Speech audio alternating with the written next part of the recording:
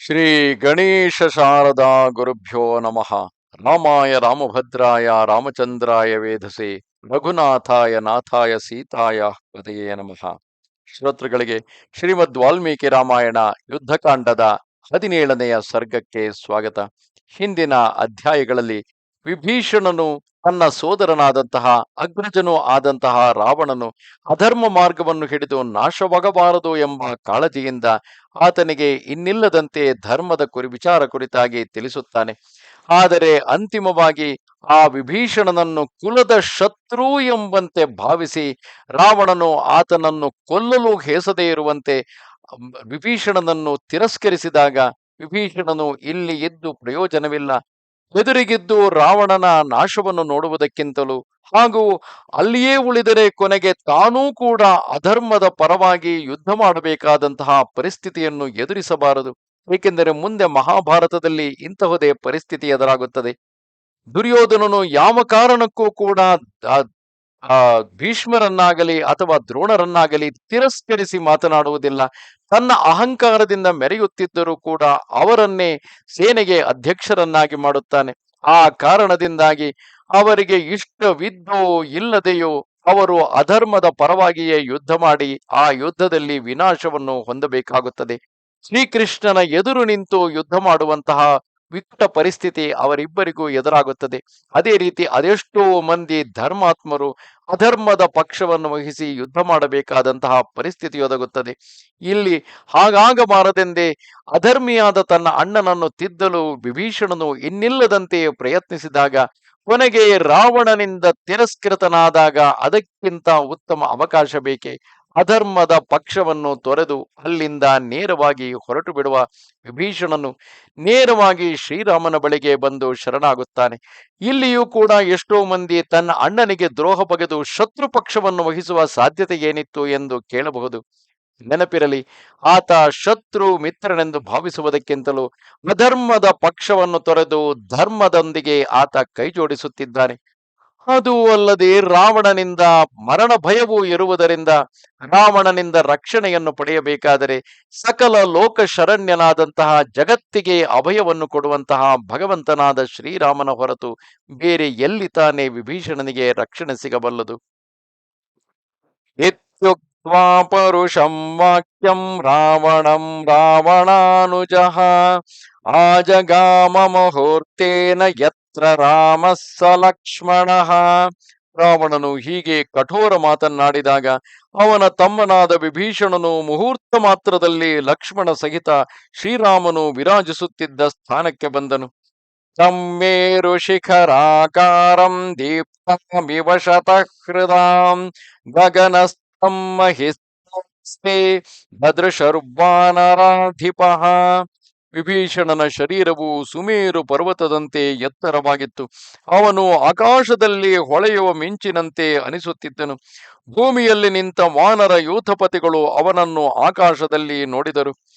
ತೇ ಚಾಪ್ಯನುಚರಾಸ್ತಸ್ಯ ಚಾತ್ವಾರೋ ಭೀಮ ವಿಕ್ರಮಾಃ ತೇಪಿ ವರ್ಮಾಯುಧೋಪೇತಾ ಭೂಷಣೋತ್ತಮ ಭೂಷಿತಾಃ.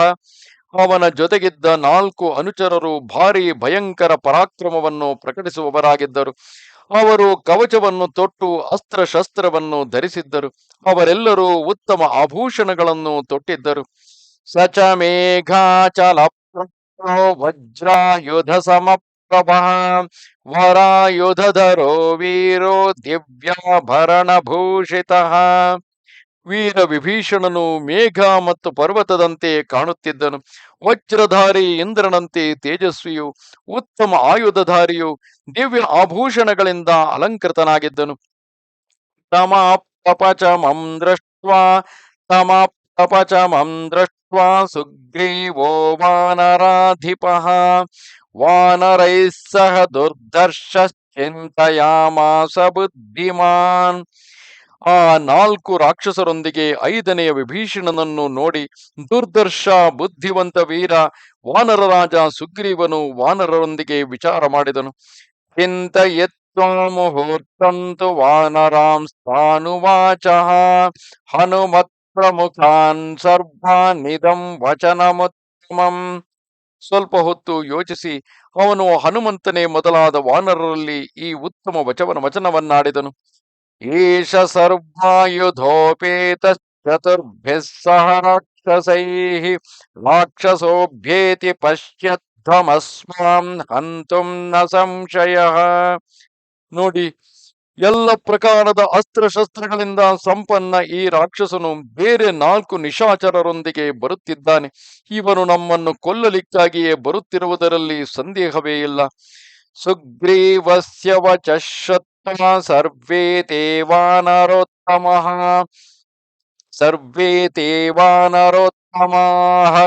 ಶಾಲಾನುದ್ಯಮ್ಯ ಶೈಲಾಂಶ್ಚ ಇದಂ ವಚನಮಬ್ರುವನ್. ಸುಗ್ರೀವನ ಮಾತನ್ನು ಕೇಳಿ ಅವರೆಲ್ಲ ಶ್ರೇಷ್ಠ ವಾನರರು ಸಾಲವೃಕ್ಷ ಮತ್ತು ಪರ್ವತದ ಬಂಡೆಗಳನ್ನು ಎತ್ತಿಕೊಂಡು ಹೀಗೆ ಹೇಳಿದರು. ಶೀಘ್ರಂ ವ್ಯಾದಿಶ ನೋ ರಾಜನ್ ವಧಾಯೈಷಾಂ ದುರಾತ್ಮನಾಂ ನಿಪತಂತಿ ಹತಾಯಾವತ್ ಧರಣ್ಯಾಮಲ್ಪಚೇತನಾಃ. ರಾಜನೇ, ಬೇಗನೆ ಈ ದುರಾತ್ಮನನ್ನು ವಧಿಸುವಂತೆ ನೀವು ಅಪ್ಪಣೆ ಮಾಡಿರಿ.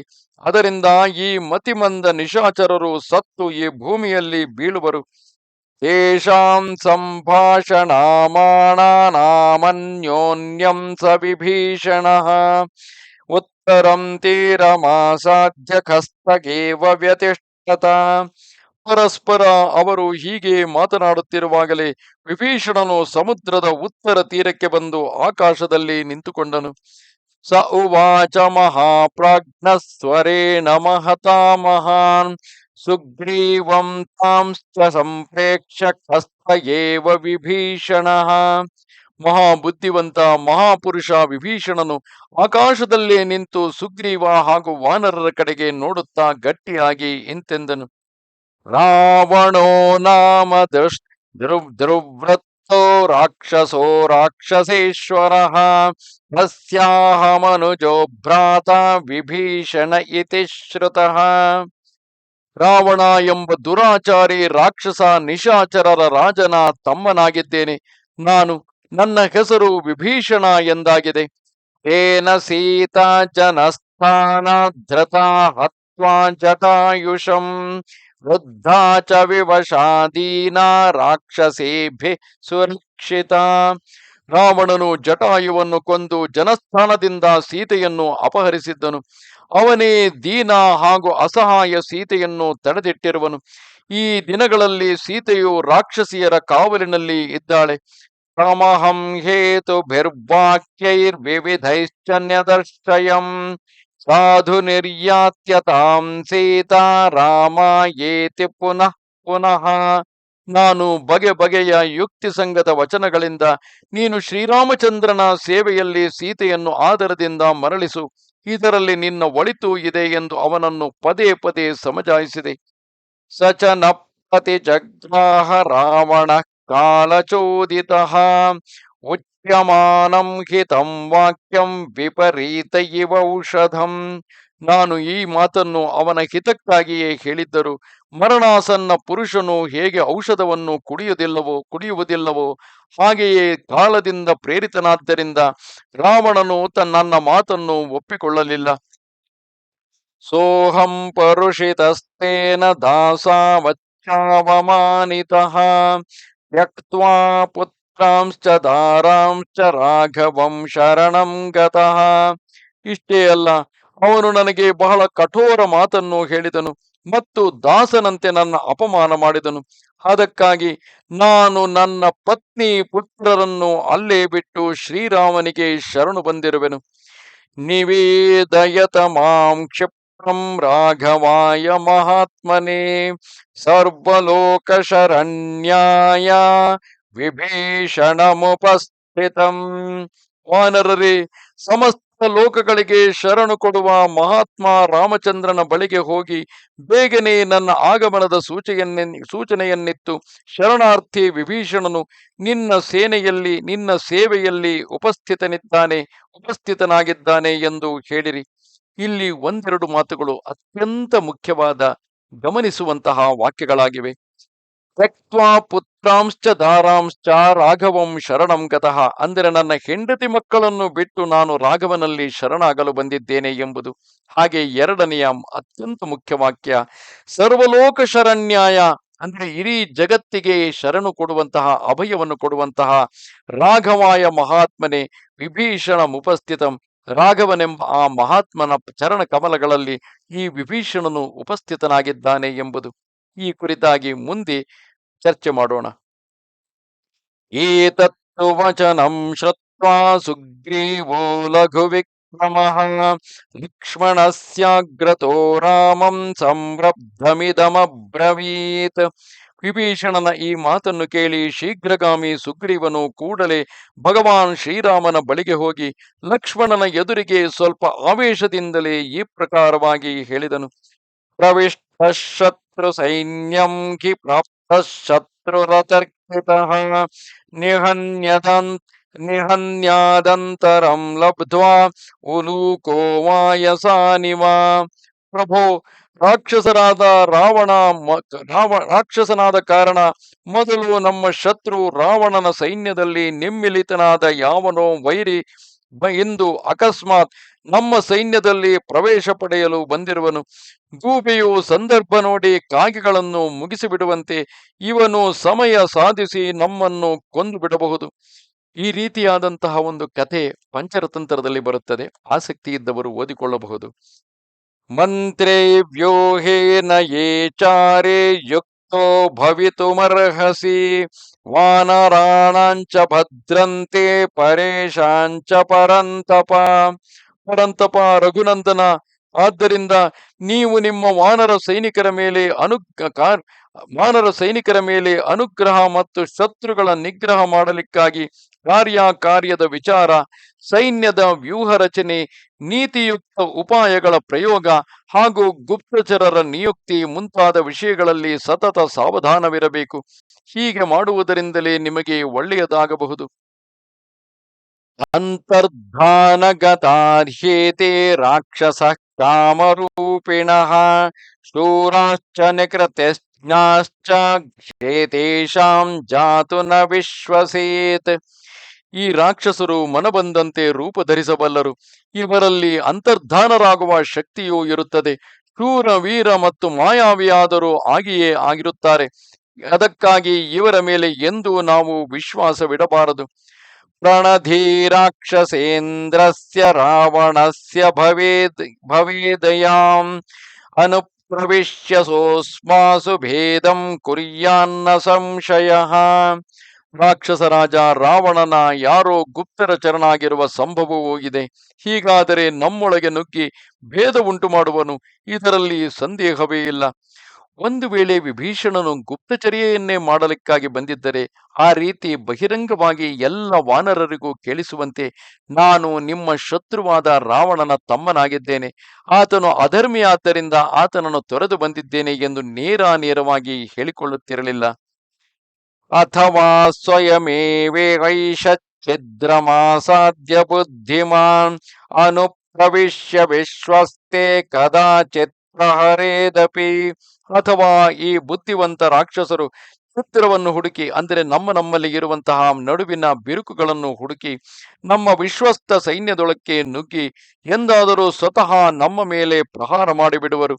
ಹೀಗೂ ಸಂಭವವಿದೆ. ಮಿತ್ರಾಟವಿ ಬಲಂಚೈವ ಮೌಲಭೃತ್ರ ಬಲಂ ತಥಾ ಸರ್ವಮೇತದ್ ಬಲಂ ಗ್ರಾಹ್ಯಂ ವರ್ಜಯಿತ್ವಾ ದ್ವಿಷದ್ಬಲಂ. ಮಿತ್ರರ, ಕಾಡು ಜನರ ಹಾಗೂ ಪರಂಪರಾಗತ ಭೃತ್ಯರ ಸೈನ್ಯವನ್ನು ಸಂಗ್ರಹಿಸಲಾಗುವುದು. ಆದರೆ ಶತ್ರು ಪಕ್ಷಕ್ಕೆ ಸೇರಿರುವ ಸೈನಿಕರ ಸಂಗ್ರಹವನ್ನು ಎಂದಿಗೂ ಮಾಡಬಾರದು. ಇಲ್ಲಿ ಮಿತ್ರರು ಎಂದರೆ ನಮಗಾಗಿ ಯುದ್ಧ ಮಾಡಲು ಸಿದ್ಧವಾಗಿರುವವರು ಎಂದು ಅರ್ಥ. ಇನ್ನು ಕಾಡು ಜನರು ಎಂದರೆ ಯಾರಿಗೆ ನಾವು ಸಂಬಳವನ್ನು ಕೊಟ್ಟು ಆ ಸಂಬಳವನ್ನು ಸ್ವೀಕರಿಸಿ ನಮಗಾಗಿ ಸಾಯಲು ಸಿದ್ಧರಾಗಿರುವರು, ಅಂತಹ ಜನರನ್ನು ಪ್ರತಿನಿಧಿಸುತ್ತಾರೆ. ಅದೇ ರೀತಿಯಾಗಿ ಪರಂಪರಾಗತವಾದಂತಹ ಸೈನ್ಯವೆಂದರೆ ಪರಂಪರೆಯಿಂದ ಆ ರಾಜ್ಯದಲ್ಲಿ ಬಂದಿರುವಂತಹ, ಹಿಂದೆ ನಮ್ಮ ತಂದೆಗೂ ಅಥವಾ ಹಿಂದಿನ ರಾಜರಿಗೆ ನಿಷ್ಠರಾಗಿದ್ದವರು ಈಗ ಆ ಪರಂಪರೆಯಲ್ಲಿ ಮುಂದೆ ರಾಜ್ಯವಾಳುತ್ತಿರುವ ರಾಜನಿಗೆ ನಿಷ್ಠರಾಗಿರುವಂತಹ ಸೈನ್ಯ. ಈ ರೀತಿಯಾದ ಪ್ರದೇಶಗಳಿಂದ, ಅಂದರೆ ನಮಗೆ ಮಿತ್ರರಾಗಿರುವವರು ಹಣಕ್ಕಾಗಿ ನಮ್ಮೊಡನೆ ಹೋರಾಡುವವರು ಹಾಗೂ ಪರಂಪರೆಯಿಂದಲೇ ನಿಷ್ಠರಾಗಿರುವವರು ಇಂತಹವರು ನಮ್ಮ ಸೈನ್ಯದಲ್ಲಿರಲು ಯೋಗ್ಯರಾಗಿರುತ್ತಾರೆಯೇ ಹೊರತು ನಮ್ಮ ಶತ್ರುಗಳ ಕಡೆಯಿಂದ ಯಾರನ್ನು ಸೈನ್ಯದಲ್ಲಿ ಸೇರಿಸಿಕೊಳ್ಳುವುದು ಯುಕ್ತವಲ್ಲ. ಏಕೆಂದರೆ ಅವರು ಯಾವಾಗ ಯಾವ ರೀತಿಯಲ್ಲಿ ನಮಗೆ ತೊಂದರೆ ಮಾಡುವರೋ ಯಾರಿಗೆ ತಾನೇ ಗೊತ್ತು. ಪ್ರಕೃತ್ಯ ರಾಕ್ಷಸೋಖೇಶ ಭ್ರಾತ ಮಿತ್ರಸ್ಯ ವೈ ಪ್ರಭೋ ಆಗತಶ್ಚ ರಿಪುಃ ಸಾಕ್ಷಾತ್ ಕಥಮೆಸ್ಮಿಂಶ್ಚ ವಿಶ್ವಸೇತ್. ಪ್ರಭು, ಇವರು ಸ್ವಭಾವತಃ ರಾಕ್ಷಸರೇ ಆಗಿದ್ದಾರೆ. ತನ್ನನ್ನು ಶತ್ರುವಿನ ತಮ್ಮನೆಂದು ಹೇಳುತ್ತಿರುವನು. ಈ ದೃಷ್ಟಿಯಿಂದ ಇವನು ಸಾಕ್ಷಾತ್ ನಮ್ಮ ಶತ್ರುವೇ ಇಲ್ಲಿಗೆ ಬಂದಿರುವನು. ಹಾಗಿರುವಾಗ ಇವನ ಮೇಲೆ ಹೇಗೆ ವಿಶ್ವಾಸ ಮಾಡಬಹುದು. ರಾವಣಸ್ಯಾನುಜೋ ಭ್ರಾತ ವಿಭೀಷಣ ಇತಿ ಶ್ರುತಃ ಚತುರ್ಭಿಃ ಸಹ ರಕ್ಷೋಭಿರ್ಭವಂತಂ ಶರಣಂ ಗತಃ. ರಾವಣನ ತಮ್ಮ ವಿಭೀಷಣ ಎಂದು ಪ್ರಸಿದ್ಧನಾದ ಇವನು 4 ರಾಕ್ಷಸರೊಂದಿಗೆ ನಿಮ್ಮಲ್ಲಿ ಶರಣಾಗಿದ್ದಾನೆ. ರಾವಣೇನ ಪ್ರಣೀತಂ ಹಿ ತಮವೇಹಿ ವಿಭೀಷಣಂ ತಸ್ಯಾಹಂ ನಿರ್ಗ್ರಹಂ ಮನ್ಯೆ ಕ್ಷಮಂ ಕ್ಷಮವತಾನ್ವರ. ಈ ವಿಭೀಷಣನನ್ನು ರಾವಣನೇ ಕಳಿಸಿರುವನು ಎಂದು ನೀನು ತಿಳಿ. ಉಚಿತ ವ್ಯಾಪಾರ ಮಾಡುವವರಲ್ಲಿ ಶ್ರೇಷ್ಠ ರಘುನಂದನ, ನಾನಾದರೂ ಇವನನ್ನು ಬಂಧಿಸುವುದೇ ಉಚಿತವೆಂದು ತಿಳಿಯುತ್ತೇನೆ. ರಾಕ್ಷಸೋ ಜಿಹ್ಮಯಾ ಬುದ್ಧ್ಯಾ ಸಂದಿಷ್ಟೋಯಮಿಹಾಗತಃ ಪ್ರಹರ್ತುಂ ಮಾಯಯಾಚ್ಛನ್ನೋ ವಿಶ್ವಸ್ತೆ ತ್ವಯಿ ಜಾನಘ. ಪುಣ್ಯಾತ್ಮ ಶ್ರೀರಾಮ, ಈ ರಾಕ್ಷಸನು ರಾವಣನು ಹೇಳಿದ್ದರಿಂದಲೇ ಇಲ್ಲಿಗೆ ಬಂದಿರುವನೆಂದು ನನಗೆ ಅನಿಸುತ್ತದೆ. ಇವನ ಬುದ್ಧಿಯಲ್ಲಿ ಕುಟಿಲತೆಯೇ ತುಂಬಿದೆ. ಇವನು ಮಾಯೆಯಿಂದ ಅಡಗೆದ್ದು ನೀನು ಇವನ ಮೇಲೆ ವಿಶ್ವಾಸ ಮಾಡಿ ಇವನ ಕುರಿತು ನಿಶ್ಚಿಂತನಾದರೆ ಇವನು ನಿಮ್ಮ ಮೇಲೆಯೇ ಎರಗುವನು. ಇದೇ ಉದ್ದೇಶದಿಂದ ಇವನು ಇಲ್ಲಿಗೆ ಬಂದಿರುವನು. ವಧ್ಯತಾಮೇಷ ತೀವ್ರೇಣ ದಂಡೇನ ಸಚಿವೈಃ ಸಹ ರಾವಣಸ್ಯ ನೃಶಂಸಸ್ಯ ಭ್ರಾತ ಹ್ಯೇಷ ವಿಭೀಷಣಃ. ಇವನು ಮಹಾಕ್ರೂರ ರಾವಣನ ತಮ್ಮನಾಗಿದ್ದಾನೆ. ಇದಕ್ಕಾಗಿ ಇವನಿಗೆ ಕಠೋರ ದಂಡನೆ ಕೊಟ್ಟು ಇವನನ್ನು ಮಂತ್ರಿಗಳ ಸಹಿತ ಕೊಂದು ಹಾಕಬೇಕು. ಏವ ಮುಕ್ತ್ವಾ ತು ತಂ ರಾಮಂ ಸಂರಬ್ಧೋ ವಾಹಿನೀಪತಿಃ ವಾಕ್ಯಜ್ಞೋ ವಾಕ್ಯ ಕುಶಲಂ ತಥೋ ಮೌನಮುಪಾಗಮತ್. ಮಾತುಕತೆಯ ಕಲೆಯನ್ನು ಬಲ್ಲ ಹಾಗೂ ರೋಷಗೊಂಡ ಸೇನಾಪತಿ ಸುಗ್ರೀವನು ಪ್ರವಚನ ಕುಶಲ ಶ್ರೀರಾಮನಲ್ಲಿ ಹೀಗೆ ಹೇಳಿ ಸುಮ್ಮನಾದನು. ನೆನಪಿರಲಿ, ಸುಗ್ರೀವನು ಇಷ್ಟೆಲ್ಲವನ್ನೂ ಹೇಳುತ್ತಿದ್ದರೂ ಕೂಡ ಆತನ ಮನಸ್ಸಿನ ಒಳಗೆ ಏನಿದೆ, ಏಕೆಂದರೆ ಆತ ಎದುರಿಗೆ ವಿಭೀಷಣನು ಆಡಿರುವ ನೇರ ನಡೆನುಡಿಗಳನ್ನು ಕಂಡಿರುವನು. ಆದರೂ ಸುಗ್ರೀವನು ಇಲ್ಲಿ ರಾಜ, ಬೃಹತ್ತಾದ ಸೈನ್ಯಕ್ಕೆ ಆತ ಅಧಿಕಾರಿಯಾಗಿದ್ದಾನೆ ಹಾಗೂ ಆ ಇಡೀ ಸೈನ್ಯದ ಜವಾಬ್ದಾರಿ ಆತನ ಮೇಲೆಗಿದೆ. ಆತ ಮಾಡುವ ಒಂದು ಸಣ್ಣ ತಪ್ಪು ನಾಳೆ ಇಡೀ ಸೈನ್ಯಕ್ಕೆ ಕುತ್ತಾಗಬಾರದಲ್ಲವೇ? ಆದ್ದರಿಂದಲೇ ಎಚ್ಚರದಲ್ಲಿ ಮಾತನಾಡುತ್ತಿರುವನು. ಸುಗ್ರೀವಸ್ಯ ತು ತದ್ವಾಕ್ಯಂ ಶ್ರುತ್ವಾ ರಾಮೋ ಮಹಾಬಲಃ ಸಮೀಪಸ್ಥಾನುವಾಚೇದಂ ಹನುಮತ್ ಪ್ರಮುಖಾನ್ ಕಪೀನ್. ಸುಗ್ರೀವನ ಆ ಮಾತನ್ನು ಕೇಳಿ ಮಹಾಬಲೆ ಶ್ರೀರಾಮನು ತನ್ನ ಬಳಿಯಲ್ಲಿ ಕುಳಿತಿರುವ ಹನುಮದಾದಿ ವಾನರರಲ್ಲಿ ಈ ಪ್ರಕಾರವಾಗಿ ಹೇಳಿದನು. ಯದುಕ್ತಂ ಕಪಿರಾಜೇನ ರಾವಣಾವರಜಂ ಪ್ರತಿ ವಾಕ್ಯಂ ಹೇತುಮದತ್ಯರ್ಥಂ ಭವದ್ಭಿರಪಿ ಚ ಶ್ರುತಂ. ವಾನರರೇ, ವಾನರ ರಾಜ ಸುಗ್ರೀವನು ರಾವಣನ ತಮ್ಮ ವಿಭೀಷಣನ ವಿಷಯದಲ್ಲಿ ಅತ್ಯಂತ ನೀತಿಯುಕ್ತ ಹೇಳಿದ ಮಾತುಗಳನ್ನು ನೀವು ಕೇಳಿಯೇ ಇದ್ದೀರಿ. ಏಕೆಂದರೆ ಹನುಮದಾದಿ ಅವರೆಲ್ಲರೂ ಕೂಡ ಶ್ರೀರಾಮನಿಗೆ ಮಂತ್ರಾಲೋಚನೆಯಲ್ಲಿ ಸಹಕರಿಸುವವರಾಗಿದ್ದರು. ಸುಹೃದಾಮರ್ಥ ಕೃತ್ರೇಷು ಯುಕ್ತಂ ಬುದ್ಧಿಮತಾ ಸದಾ ಸಮರ್ಥೇನೋಪಸಂದೇಷ್ಟಂ ಶಾಶ್ವತೀಂ ಭೂತಿಮಿಚ್ಛತ. ಮಿತ್ರರ ಸ್ಥಾಯಿ ಉನ್ನತಿಯನ್ನು ಬಯಸುವ ಬುದ್ಧಿವಂತ ಹಾಗೂ ಸಮರ್ಥ ಪುರುಷನು ಕರ್ತವ್ಯದ ಎಂದರೆ ಯಾವುದು ಕರ್ತವ್ಯವೋ ಯಾವುದು ಅಕರ್ತವ್ಯವೋ ಮಾಡಬಹುದೋ ಈ ವಿಷಯದಲ್ಲಿ ಸಂಶಯ ಉಂಟಾದಾಗ ಸದಾ ತನ್ನ ಸಮ್ಮತಿಯನ್ನು ಕೊಡಬೇಕು. ಇತ್ಯೇವ ಪರಿಪೃಷ್ಟಾಸ್ತೆ ಸ್ವಂ ಸ್ವಂ ಮತಮತಂದ್ರಿತಾಃ ಸೋಪಚಾರಂ ತದಾ ರಾಮಮೋಚುಃ ಪ್ರಿಯಚಿಕೀರ್ಷವಃ. ಈ ಪ್ರಕಾರ ಸಲಹೆ ಕೇಳಿದಾಗ ಶ್ರೀರಾಮನ ಪ್ರಿಯವನ್ನು ಮಾಡುವ ಇಚ್ಛೆಯುಳ್ಳ ಆ ವಾನರರೆಲ್ಲರೂ ಆಲಸ್ಯ ಬಿಟ್ಟು ಉತ್ಸಾಹಿತರಾಗಿ ಆದರದಿಂದ ತಮ್ಮ ತಮ್ಮ ಮಾತನ್ನು ಪ್ರಕಟಪಡಿಸತೊಡಗಿದರು.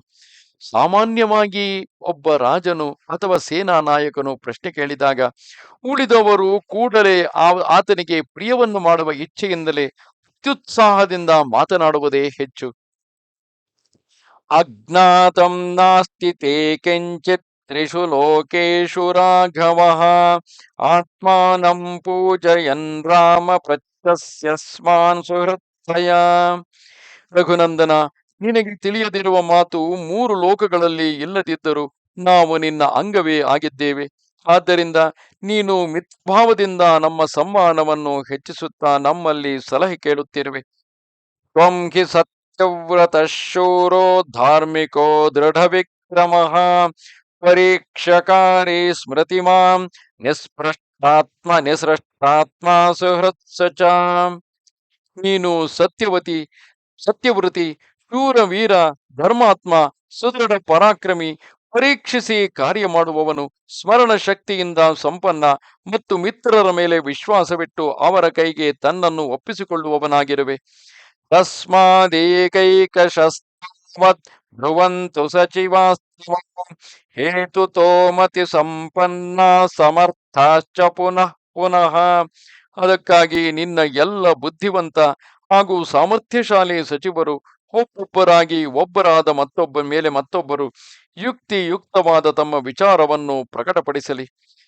ಇತ್ಯುಕ್ತೆ ರಾಘವಾಯಾಥ ಮತಿಮಾನಂಗದೋಗ್ರತಃ ವಿಭೀಷಣ ಪರೀಕ್ಷಾರ್ಥಮುವಾಚ ವಚನಂ ಹರಿಹಿ.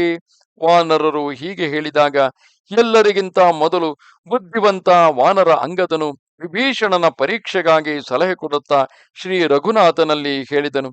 ಶತ್ರೋ ಸಕಾಶಾತ್ ಸಂಪ್ರಾಪ್ತ ಸರ್ವಥಾ ತರ್ಕ್ಯಯೇವ ಹಿ ವಿಶ್ವಾಸನೀಯ ಸಹಸಾ ನ ಕರ್ತವ್ಯೋ ವಿಭೀಷಣ.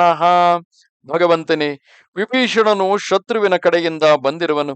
ಅದಕ್ಕಾಗಿ ಅವನ ಮೇಲೆ ಸಂಶಯ ಪಡಲೇಬೇಕು. ಅವನನ್ನು ಕೂಡಲೇ ವಿಶ್ವಾಸಪಾತ್ರನನ್ನಾಗಿಸಿಕೊಳ್ಳಬಾರದು. ಭಾವಂ ಹಿ ಚರಂತಿ ಶಠಬುದ್ಧಯಃ ಅಹರಂತಿ ಚ ರಂಧ್ರೇಶು ಸೋನರ್ಥಸ್ತು ಮಹಾನ್ ಭವೇತ್. ಬಹಳಷ್ಟು ಶಠತೆ, ಪೂರ್ಣ ವಿಚಾರವುಳ್ಳ ಜನರು ತಮ್ಮ ಮನೋಭಾವವನ್ನು ಅಡಗಿಸಿಕೊಂಡು ಸಂಚರಿಸುತ್ತಾ ಇರುತ್ತಾರೆ ಹಾಗೂ ಸಂದರ್ಭ ಸಿಗುತ್ತಲೇ ಪ್ರಹರಿಸಿ ಬಿಡುತ್ತಾರೆ. ಇದರಿಂದ ದೊಡ್ಡ ಅನರ್ಥವೇ ಆಗುತ್ತದೆ. ಅರ್ಥಾನರ್ಥೌ ವಿನಿಶ್ಚಿತ್ಯ ವ್ಯವಸಾಯಂ ಭಜೇತಃ ಗುಣತಃ ಸಂಗ್ರಹಂ ಕುರ್ಯಾತ್ ದೋಷತಸ್ತು ವಿಸರ್ಜಯೇತ್. ಆದ್ದರಿಂದ ಗುಣದೋಷರ ವಿಚಾರವನ್ನು ಮಾಡಿ ಮೊದಲಿಗೆ ಆ ವ್ಯಕ್ತಿಯಿಂದ ಅರ್ಥದ ಪ್ರಾಪ್ತಿಯಾಗುವುದೋ ಇಲ್ಲವೇ ಅನರ್ಥದ್ದು, ಅಂದರೆ ಈತನು ಹಿತದ ಸಾಧನೆ ಮಾಡುವನೋ ಅಥವಾ ಅಹಿತವನ್ನು ಉಂಟು ಮಾಡುವನೋ ಇದನ್ನು ನಿಶ್ಚಯಿಸಬೇಕು. ಅವನಲ್ಲಿ ಉತ್ತಮ ಗುಣವಿದ್ದರೆ ಅವನನ್ನು ಸ್ವೀಕರಿಸಿರಿ, ದೋಷ ಕಂಡು ಬಂದರೆ ತ್ಯಜಿಸಿಬಿಡಿರಿ. ಯದಿ ದೋಷೋ ಮಹಾಂಸ್ತಸ್ಮಿನ್ ಸೃಜ್ಯತಾ ತಾಮವಿಶಂಕಿತಂ ಗುಣಾನ್ ವಾಪಿ ಬಹೂನ್ ಜ್ಞಾತ್ವಾ ಸಂಗ್ರಹ ಕ್ರಿಯತಾನ್ ನೃಪ. ಮಹಾರಾಜ, ಅವನಲ್ಲಿ ಮಹಾ ದೋಷವಿದ್ದರೆ ನಿಸ್ಸಂದೇಹವಾಗಿ ಅವನನ್ನು ತ್ಯಜಿಸುವುದೇ ಉಚಿತವಾಗಿದೆ. ಗುಣಗಳ ದೃಷ್ಟಿಯಿಂದ ಅವನಲ್ಲಿ ಅನೇಕ ಸದ್ಗುಣಗಳು ಇವೆ ಎಂದು ತಿಳಿದರೆ ಆ ವ್ಯಕ್ತಿಯನ್ನು ತನ್ನವನನ್ನಾಗಿಸಿಕೊಳ್ಳಬೇಕು. ಶರಭಸ್ವಥ ನಿಶ್ಚಿತ್ಯ ಸಾರ್ಥಂ ವಚನಮಬ್ರವೀತ್ ಕ್ಷಿಪ್ರಮಸ್ಮಿನ್ನರವ್ಯಾಗ್ರಚಾರ ಪ್ರತಿವಿಧೀಯತಾಂ. ಅನಂತರ ಶರಭನು ಯೋಚಿಸಿ ಸಾರ್ಥಕವಾದ ಮಾತನ್ನು ಹೇಳಿದನು. ಪುರುಷ ಸಿಂಹನೇ, ಈ ವಿಭೀಷಣನ ಮೇಲೆ ಶೀಘ್ರವಾಗಿ ಯಾರಾದರೂ ಗುಪ್ತಚರನನ್ನು ನೇಮಿಸಬೇಕು. ಪ್ರಣಿಧಾಯ ಹಿ ಚಾರೇಣ ಯಥಾವತ್ ಸೂಕ್ಷ್ಮ ಬುದ್ಧಿನ ಪರೀಕ್ಷ್ಯ ಚ ಸತಃ ಕಾರ್ಯೋ ಯಥಾ ನ್ಯಾಯಂ ಪರಿಗ್ರಹ. ಸೂಕ್ಷ್ಮ ಬುದ್ಧಿಯ ಗುಪ್ತಚರನನ್ನು ಕಳಿಸಿ ಅವನಿಂದ ಯಥಾವತ್ತಾಗಿ ಅವನನ್ನು ಪರೀಕ್ಷಿಸಲಾಗುವುದು. ಬಳಿಕ ಯಥೋಚಿತವಾಗಿ ಅವನನ್ನು ಸಂಗ್ರಹಿಸಬೇಕು. ಜಾಂಬವಾಂ ಸ್ವಥ ಸಂಪ್ರೇಕ್ಷ್ಯ ಶಾಸ್ತ್ರ ಬುದ್ಧ್ಯಾ ವಿಚಕ್ಷಣಃ ವಾಕ್ಯಂ ವಿಜ್ಞಾಪಯಾಮಾಸ ಗುಣವದ್ ದೋಷವರ್ಜಿತಂ. ಇದಾದ ಬಳಿಕ ಪರಮ ಚತುರ ಜಾಂಬವಂತನು ಶಾಸ್ತ್ರೀಯ ಬುದ್ಧಿಯಿಂದ ವಿಚಾರ ಮಾಡಿ ಗುಣ ದೋಷರಹಿತವಾದ ಮಾತನ್ನು ಹೀಗೆ ಹೇಳಿದನು. ಬದ್ಧ ವೈರಾಚ್ಯ ಪಾಪಾಚ್ಯ ರಾಕ್ಷಸೇಂದ್ರಾತ್ ವಿಭೀಷಣ ಆದೇಶ ಕಾಲೇ ಸಂಪ್ರಾಪ್ತ ಸರ್ವಥಾ ಶಂಕ್ಯತಾಮಯಂ. ರಾಕ್ಷಸ ರಾಜ ರಾವಣನು ದೊಡ್ಡ ಪಾಪಿಯಾಗಿದ್ದಾನೆ. ಅವನು ನಮ್ಮೊಂದಿಗೆ ವೈರ ಕಟ್ಟಿಕೊಂಡಿದ್ದಾನೆ ಮತ್ತು ಈ ವಿಭೀಷಣನು ಅವನ ಬಳಿಯಿಂದಲೇ ಬಂದಿರುವನು. ವಾಸ್ತವವಾಗಿ ಇವನು ಬರುವ ಸಮಯವೂ ಇದಲ್ಲ, ಹಾಗೂ ಸ್ಥಾನವೂ ಇದಲ್ಲ. ಅದಕ್ಕಾಗಿ ಇವನ ವಿಷಯದಲ್ಲಿ ಎಲ್ಲ ರೀತಿಯಿಂದ ನಾವು ಸಂಶಯಗೊಂಡೇ ಇರಬೇಕು. ತಥೋ ಮೈಂದಸ್ತು ಸಂಪ್ರೇಕ್ಷ್ಯ ನಯಾಪನಯ ಕೋವಿದಃ ವಾಕ್ಯಂ ವಚನ ಸಂಪನ್ನೋ ಬಭಾಷೆ ಹೇತುರ್ಮತ್ತರಂ. ಬಳಿಕ ನೀತಿ ಮತ್ತು ಅನೀತಿಯನ್ನು ಬಲ್ಲ ಹಾಗೂ ವಾಗ್ವೈಭವದಿಂದ ಸಂಪನ್ನನಾದ ಮೈಂದನು ಯೋಚಿಸಿ ಹೀಗೆ ಯುಕ್ತಿಯುಕ್ತವಾದ ಉತ್ತಮ ಮಾತನ್ನು ಹೇಳಿದನು. ಅನುಜೋ ನಾಮ ತಸ್ಯೈಷ ರಾವಣಸ್ಯ ವಿಭೀಷಣಃ ಪೃಚ್ಛತಾಂ ಮಧುರೇಣಾಯಾಂ ಶನೈರ್ನರಪತೀಶ್ವರ. ಮಹಾರಾಜ, ಈ ವಿಭೀಷಣನು ರಾವಣನ ತಮ್ಮನೇ ಆಗಿದ್ದಾನೆ. ಅದಕ್ಕಾಗಿ ಇವನೊಂದಿಗೆ ಮಧುರ ವ್ಯವಹಾರದೊಂದಿಗೆ ನಿಧಾನವಾಗಿ ಎಲ್ಲವನ್ನೂ ಕೇಳಬೇಕು. ಭಾವಮಸ್ಯತು ವಿಜ್ಞಾಯ ತತ್ತತಸ್ಥಂ ತಗರಿಷ್ಯಸಿ ಯದಿ ದುಷ್ಟೋ ನ ದುಷ್ಟೋ ವಾ ಬುದ್ಧಿಪೂರ್ವಂ ನರರ್ಷಭ. ನರಶ್ರೇಷ್ಠನೇ, ಮತ್ತೆ ಇವನ ಭಾವವನ್ನು ತಿಳಿದು ನೀವು ಬುದ್ಧಿಪೂರ್ವಕವಾಗಿ ನಿಶ್ಚಯಿಸಿರಿ. ಇವನು ದುಷ್ಟನಾಗಿದ್ದಾನೋ ಇಲ್ಲವೋ, ಅನಂತರ ಉಚಿತವೆನಿಸಿದಂತೆ ಮಾಡಬೇಕು. ಅಥ ಸಂಸ್ಕಾರ ಸಂಪನ್ನೋ ಹನುಮಾನ್ ಸಚಿವೋತ್ತಮ ಉವಾಚ ವಚನಂ ಶ್ಲಕ್ಷ್ಣಮರ್ಥವನ್ ಮಧುರಂ ಲಘು. ಮತ್ತೆ ಸಚಿವರಲ್ಲಿ ಶ್ರೇಷ್ಠ, ಸಮಸ್ತ ಶಾಸ್ತ್ರಗಳ ಜ್ಞಾನ ಜನಿತ ಸಂಸ್ಕಾರದಿಂದ ಕೂಡಿದ ಹನುಮಂತನು ಹೀಗೆ ಶ್ರವಣ, ಮಧುರ, ಸಾರ್ಥಕ, ಸುಂದರ ಮತ್ತು ಸಂಕ್ಷಿಪ್ತ ಮಾತನ್ನು ಹೇಳಿದನು. ನ ಭವತಂ ಅತಿಶ್ರೇಷ್ಠಂ ಸಮರ್ಥಂ ವದತಾಂ ವರಂ ಅತಿಶಾಯಯತುಂ ಶಕ್ತೋ ಬೃಹಸ್ಪತಿರಪಿ ಬ್ರುವನ್. ಪ್ರಭೋ, ನೀವು ಬುದ್ಧಿವಂತರಲ್ಲಿ ಉತ್ತಮರು, ಸಾಮರ್ಥ್ಯಶಾಲಿಗಳು, ವಕ್ತಾರರಲ್ಲಿ ಶ್ರೇಷ್ಠರೂ ಆಗಿರುವಿರಿ. ಬೃಹಸ್ಪತಿಯು ಮಾತನಾಡಿದರೂ ನಿಮಗಿಂತ ಉತ್ತಮ ವಕ್ತ ಅಂದರೆ ಮಾತನಾಡುವವನು ಆಗಲಾರನು. ನವಾದಾನ್ನಾಪಿ ಸಂಘರ್ಷಾನಾಧಿಕ್ಯಾನ್ನ ಚಕಾಮತಃ ವಕ್ಷ್ಯಾಮಿ ವಚನಂ ರಾಜನ್ ಯಥಾರ್ಥಂ ರಾಮ ಗೌರವಾತ್. ಮಹಾರಾಜ ಶ್ರೀರಾಮ, ನಾನು ಏನೋ ನಿವೇದಿಸುವುದು ವಾದ ವಿವಾದ ಅಥವಾ ತರ್ಕ ಸ್ಪರ್ಧೆ, ಹೆಚ್ಚು ಬುದ್ಧಿವಂತಿಕೆಯ ಅಭಿಮಾನ ಅಥವಾ ಯಾವುದೇ ಕಾಮನೆಯಿಂದ ಹೇಳಿದುದಲ್ಲ. ನಾನಾದರೂ ಕಾರ್ಯ ಗೌರವದ ಮೇಲೆ ದೃಷ್ಟಿ ಇರಿಸಿ ಯಥಾರ್ಥವಾಗಿ ನನಗೆ ಅನಿಸಿದ ಮಾತನ್ನೇ ಹೇಳುವೆನು. ಅಂದರೆ ಮತ್ತೊಬ್ಬರೊಡನೆ ವಾದ ವಿವಾದ ಮಾಡಬೇಕೆಂಬ ಉದ್ದೇಶದಿಂದಲ್ಲ. ಏಕೆಂದರೆ ಮುಂದೆ ಹನುಮಂತನು ಅವರುಗಳು ಹೇಳಿದ ಸಲಹೆಗಳಲ್ಲಿರುವ ದೋಷಗಳನ್ನು ಎತ್ತಿ ತೋರಿಸುತ್ತಾನೆ. ಅರ್ಥಾನರ್ಥ ನಿಮಿತ್ತಂ ಹಿ ಯದುಕ್ತಂ ಸಚಿವೈಸ್ತವ ತತ್ರ ದೋಷಂ ಪ್ರಪಶ್ಯಾಮಿ ಕ್ರಿಯಾ ನಚ್ಯುಪಪದ್ಯತೆ. ನಿಮ್ಮ ಮಂತ್ರಿಗಳು ಅರ್ಥ ಮತ್ತು ಅನರ್ಥದ ನಿರ್ಣಯಕ್ಕಾಗಿ ಗುಣದೋಷಗಳನ್ನು ಪರೀಕ್ಷಿಸಬೇಕೆಂದು ಕೊಟ್ಟ ಸಲಹೆಯಲ್ಲಿ ನನಗೆ ದೋಷ ಕಂಡುಬರುತ್ತದೆ. ಏಕೆಂದರೆ ಈ ಪರೀಕ್ಷಿಸುವುದು ಎಂದಿಗೂ ಸಂಭವವಿಲ್ಲ. ಋತೆ ನಿಯೋಗಾತ್ ಸಾಮರ್ಥ್ಯಮವಬೋದ್ಧುಂ ನ ಶಕ್ಯತೆ ಸಹಸಾ ವಿನಿಯೋಗೋಪಿ ದೋಷವಾನ್ ಪ್ರತಿಭಾತಿ ಮೇ.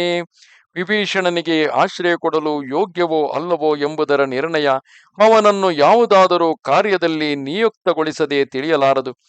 ಏಕೆಂದರೆ ಆರಂಭದಲ್ಲಿ ಅಂಗದನು ಕೊಟ್ಟ ಸಲಹೆ ಆತನು ಯೋಗ್ಯನೋ ಅಯೋಗ್ಯನೋ ಎಂಬುದನ್ನು ನಾವು ಮೊದಲು ತಿಳಿದುಕೊಳ್ಳಬೇಕೆಂದು ಹೇಳುತ್ತಾನೆ.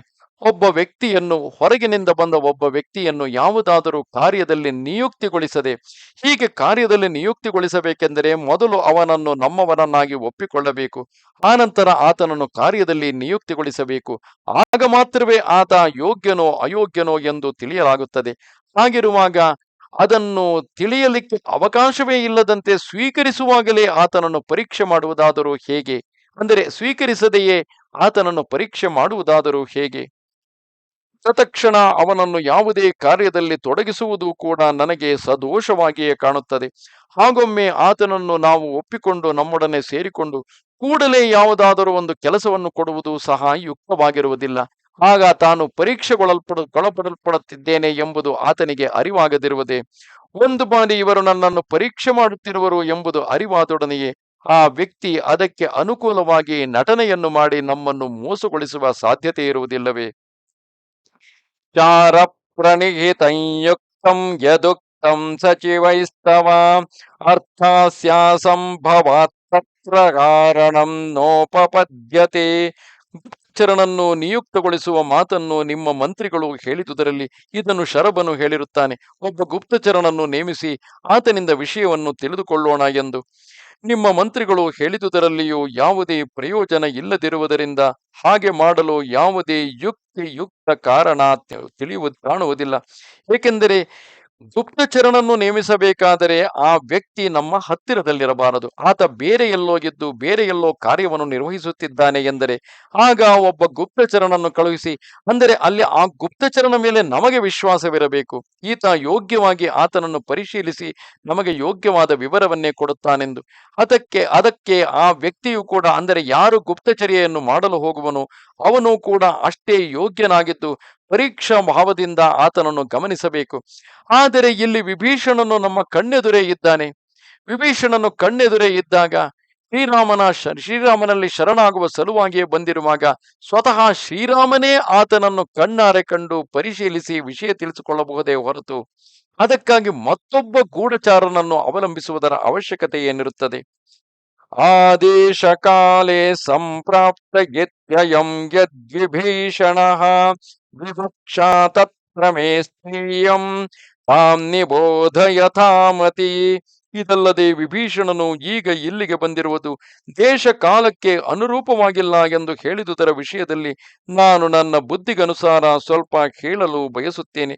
ನೀವು ಕೇಳಿರಿ. ಏಷ ದೇಶಶ್ಚ ಕಾಲಶ್ಚ ಭವತೀಹ ಯಥಾ ತಥಾ ಪುರುಷಾತ್ ಪುರುಷಂ ಪ್ರಾಪ್ಯ ತಥಾ ದೋಷ ಗುಣಾವಪಿ ದೌರಾತ್ಮ್ಯಾಂ ರಾವಣೇ ದೃಷ್ಟ್ವಾ ವಿಕ್ರಮಂಚ ತಥಾ ತ್ವಯಿ ಯುಕ್ತಮಾಗಮನಂ ಹ್ಯತ್ ಸದೃಶಂ ತಸ್ಯ ಬುದ್ಧಿತಃ. ಇವನು ಇಲ್ಲಿಗೆ ಬರಲು ಇದೇ ಉತ್ತಮ ದೇಶ ಮತ್ತು ಕಾಲವಾಗಿದೆ. ಇದು ಹೇಗೆ ಸಿದ್ಧವಾಗುತ್ತದೆ ಎಂದು ತಿಳಿಸುತ್ತೇನೆ.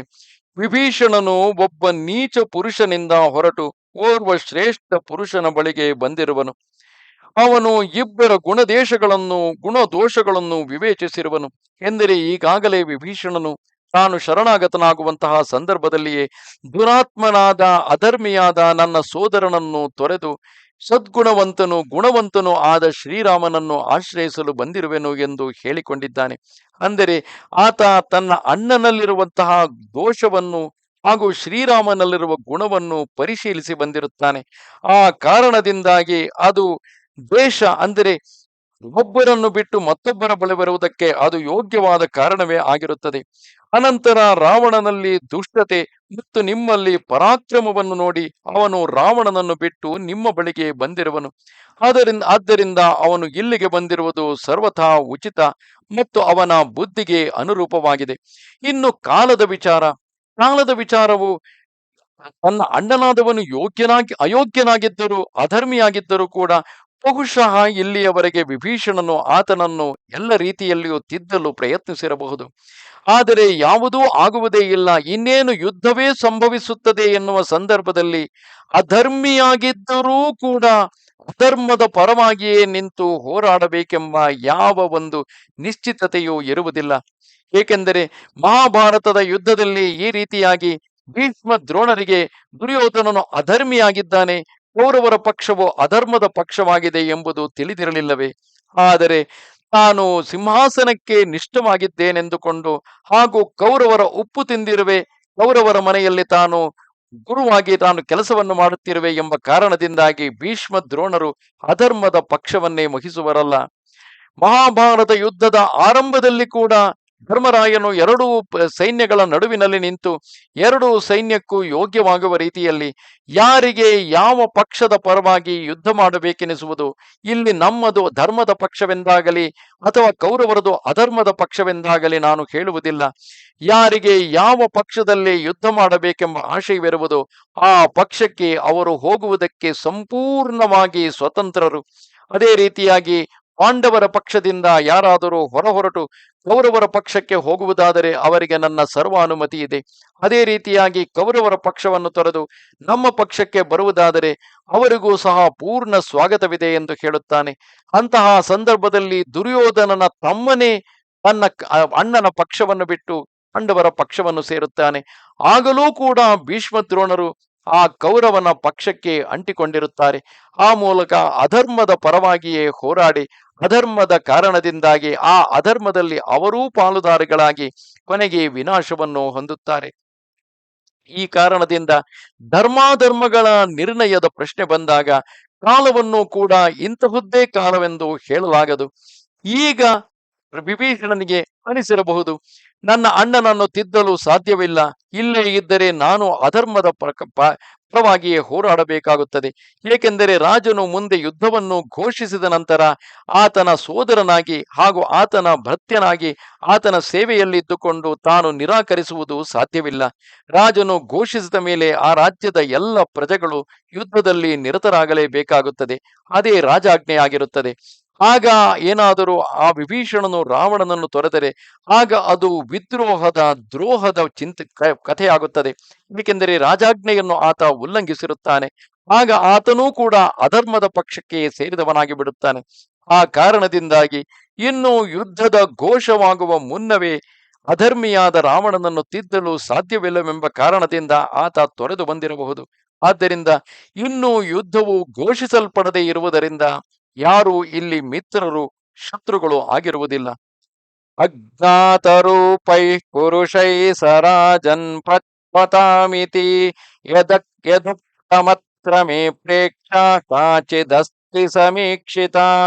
ರಾಜನೇ, ಅಪರಿಚಿತ ಪುರುಷನ ಮೂಲಕ ಇವನಲ್ಲಿ ಎಲ್ಲ ಮಾತನ್ನು ಕೇಳಲಾಗುವುದು ಎಂದು ಮಂತ್ರಿಯೊಬ್ಬರು ಹೇಳಿರುವರು. ಇದರ ವಿಷಯದಲ್ಲಿ ನಾನು ವಿಮರ್ಶಿಸಿ ನಿಶ್ಚಯಿಸಿದ ವಿಚಾರವನ್ನು ನಿಮ್ಮ ಮುಂದೆ ನಿವೇದಿಸುವೆನು. ಅಂದರೆ ಜಾಂಬವಂತನು ಹೇಳಿದಂತಹ ಒಬ್ಬ ವ್ಯಕ್ತಿಯನ್ನು ಕಳುಹಿಸಿ ಆತನಿಂದ ಆ ಬಂದಿರುವಂತಹ ವಿಭೀಷಣನನ್ನು ಪರೀಕ್ಷಿಸಬಹುದು ಎಂದು. ಪ್ರತ್ಯಮಾನೋ ವಿಶಂಕೇತ ಸಹಸಾ ಬುದ್ಧಿಮಾನ್ ವಚಃ ಪತ್ರ ಮಿತ್ರಂ ಪ್ರದುಪ್ಯೇತ ಮಿತ್ರಾಂ ಪೃಷ್ಟಂ ಸುಖಾಗತಂ. ಯಾವನಾದರೂ ಅಪರಿಚಿತ ವ್ಯಕ್ತಿ ನೀನು ಯಾರು, ಎಲ್ಲಿಂದ ಬಂದೆ, ಏತಕ್ಕಾಗಿ ಬಂದಿರುವೆ ಮುಂತಾಗಿ ಕೇಳಿದರೆ ಯಾರೇ ಬುದ್ಧಿವಂತ ಪುರುಷನು ಕೂಡಲೇ ಆ ಕೇಳುವವನ ಕುರಿತು ಸಂದೇಹ ಪಡುವನು. ಎಲ್ಲವನ್ನೂ ತಿಳಿಯುತ್ತಿದ್ದರೂ ನನ್ನಲ್ಲಿ ಸುಮ್ಮನೆ ಕೇಳಲಾಗುತ್ತದೆ ಎಂದು ಅವನಿಗೆ ತಿಳಿದಾಗ ಸುಖಕ್ಕಾಗಿ ಬಂದಿರುವ ಆ ನವಾಗತ ಮಿತ್ರನ ಹೃದಯ ಕಲುಷಿತವಾಗುವುದು. ಹೀಗೆ ನಾವು ಓರ್ವ ಮಿತ್ರನ ಲಾಭದಿಂದ ವಂಚಿತರಾಗುವೆವು. ಅಂದರೆ ತಾನು ಅಣ್ಣನಾದ ರಾವಣನ ಪಕ್ಷವನ್ನು ತೊರೆದು ನಾನು ಸರ್ವಲೋಕ ಶರಣ್ಯನಾದಂತಹ ರಾಮನ ಬಳಿ ಶರಣಾಗಲು ಬಂದಿರುವೆನು ಎಂದು ವಿಭೀಷಣನು ತಾನೇ ಹೇಳಿಕೊಂಡ ನಂತರವು ನೀನು ಯಾರು, ಏತಕ್ಕಾಗಿ ಬಂದಿರುವೆ, ಏನು ಮಾಡಲು ಬಂದಿರುವೆ ಹೀಗೆಲ್ಲ ಪ್ರಶ್ನಿಸುತ್ತಾ ಹೋದರೆ ಆ ವಿಭೀಷಣನ ಮನಸ್ಸು ಕಲುಷಿತವಾಗುವುದಿಲ್ಲವೇ? ನನ್ನ ಮೇಲೆ ನಾನು ಇಷ್ಟೆಲ್ಲಾ ಹೇಳಿಕೊಂಡ ನಂತರವೂ ಅನುಮಾನ ಪಟ್ಟರಲ್ಲ ಎಂಬ ಭಾವ ಬಾರದೇ ಇರುವುದೇ? ಆ ಕಾರಣದಿಂದಾಗಿ ನೇರವಾಗಿಯೂ ಕೂಡ ಆತನನ್ನು ಹಲವು ಪ್ರಶ್ನೆಗಳಿಂದ ಪ್ರಶ್ನಿಸುವ ಬದಲು ಮುಂದೆ ಆಗಬೇಕಾದ ರೀತಿಯಲ್ಲಿ ಯೋಗ್ಯವಾದ ನಿರ್ಣಯವನ್ನು ತೆಗೆದುಕೊಳ್ಳಬೇಕು. ಹೀಗೆ ಇಲ್ಲಿ ಹನುಮಂತನು ಅವರುಗಳಲ್ಲಿ ಅಂದರೆ ಈವರೆಗೆ ಸಲಹೆಯನ್ನು ಕೊಟ್ಟಂತಹ ಅಂಗದ, ಋಷಭ, ಜಾಂಬವಂತ, ಮೈಂದ ಇವರ ಸಲಹೆಗಳಲ್ಲಿರುವ ದೋಷಗಳನ್ನಷ್ಟೇ ಎತ್ತಿ ತೋರಿಸುತ್ತಾನೆ. ಅಶಕ್ಯಂ ಸಹಸಾ ರಾಜನ್ ಭಾವೋ ಯೋದ್ಬೋದ್ಧುಂ ಪರಸ್ಯ ವೈ ಅಂತರೇಣ ಸ್ವರೈರ್ಭಿನ್ನೈರ್ನೈಪುಣ್ಯಂ ಪಶ್ಯತಾಂ ಭೃಶಂ. ಇದಲ್ಲದೆ ಮಹಾರಾಜ, ಯಾವನೇ ಬೇರೆಯವನ ಮನಸ್ಸಿನ ಮಾತನ್ನು ತತ್ಕ್ಷಣ ತಿಳಿಯುವುದು ಅಸಂಭವವಾಗಿದೆ. ನಡುವೆ ಸ್ವರಭೇದದಿಂದ ಇವನು ಸಾಧು ಸ್ವಭಾವದಿಂದ ಬಂದಿರುವನೋ ಅಸಾಧು ಭಾವದಿಂದಲೂ ಇರುವನೋ ಎಂಬುದನ್ನು ನೀವೇ ಚೆನ್ನಾಗಿ ನಿಶ್ಚಯಿಸಿಕೊಳ್ಳಿ. ಏಕೆಂದರೆ ಅದ್ಭುತ ನಟನೆ ಮಾಡುವಂತಹ ವ್ಯಕ್ತಿಗಳು ಸಂಪೂರ್ಣವಾಗಿ ಯಾರನ್ನಾದರೂ ಮೋಸ ಮಾಡಲು ಸಾಧ್ಯವಿರುತ್ತದೆ. ಆ ಕಾರಣದಿಂದಾಗಿ ರಾಜನಾದಂತಹ ಶ್ರೀರಾಮಚಂದ್ರನೇ ಆತನೊಡನೆ ಮಾತನಾಡುವಾಗ ಆತನ ಗುಣ ಸ್ವಭಾವಗಳನ್ನು ಸೂಕ್ಷ್ಮವಾಗಿ ಪರೀಕ್ಷಿಸಬಹುದು. ಆತ ಯಾವ ರೀತಿಯಲ್ಲಿ ಮಾತನಾಡುತ್ತಿದ್ದಾನೆ, ಯಾವ ರೀತಿಯಾದ ಮಾತಿಗೆ ತಕ್ಕಂತೆ ಆತನ ಭಾವವಿದೆಯೇ, ಅಥವಾ ಏನನ್ನಾದರೂ ಮುಚ್ಚಿಡುತ್ತಿರುವನೆ ಎಂಬುದು ಸ್ವಲ್ಪ ಹೊತ್ತು ಆತನೊಡನೆ ಮಾತನಾಡುತ್ತಿದ್ದರೆ ಎಂತಹ ಸೂಕ್ಷ್ಮಮತಿಗೂ ಬಹಳ ಸುಲಭವಾಗಿ ಅರಿವಾಗುತ್ತದೆ. ನತ್ವಸ್ಯ ಭ್ರುವತೋ ಜಾತು ಲಕ್ಷ್ಯತೆ ದುಷ್ಟಭಾವತಾ ಪ್ರಸನ್ನವದನಂ ಚಾಪಿ ತಸ್ಮಾನ್ ಮೇ ನಾಸ್ತಿ ಸಂಶಯ. ಇವನ ಮಾತಿನಿಂದಲೂ ಎಂದು ಇವನ ದುರ್ಭಾವವು ಕಾಣುವುದಿಲ್ಲ. ಇವನ ಮುಖವು ಪ್ರಸನ್ನವಾಗಿದೆ. ಅದಕ್ಕಾಗಿ ಇವನ ಕುರಿತು ನನ್ನ ಮನಸ್ಸಿನಲ್ಲಿ ಯಾವುದೇ ಸಂದೇಹವಿಲ್ಲ.